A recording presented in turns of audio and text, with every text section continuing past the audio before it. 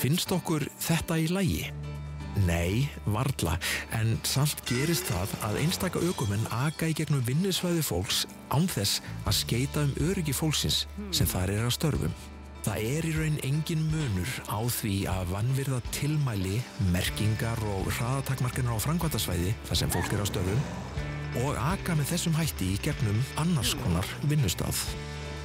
Þegar við sjáum skilti eins og þessi, þá verðum við að breyta aksturslagi okkar og skerpa á allri athygli því annars getur skapast hætta.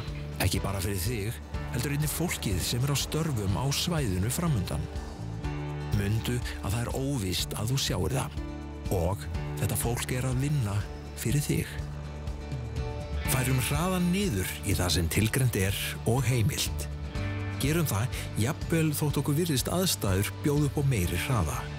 Lækkun leyfðs hámarkshraða á framkvæmdasvæðinu engin tilviljun og mundu, það ýmislegt við þessar aðstæður sem þú getur ekki lagt mat á. Það reyndar oft sem okkur virðist engin ástæða til að lækka hraðan. Okkur geti fundist við þurfa að græða sekúndur með því að komast sem hraðast áfram, en þessar sekúndur geta kostað sitt. Bílar eru yfirleitt ekki skotheldir.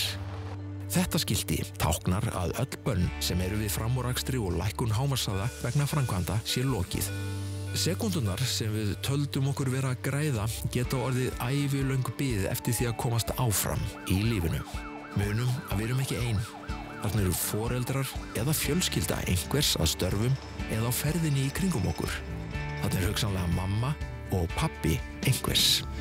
Förum varlega alltaf og eigum góða ferð heim.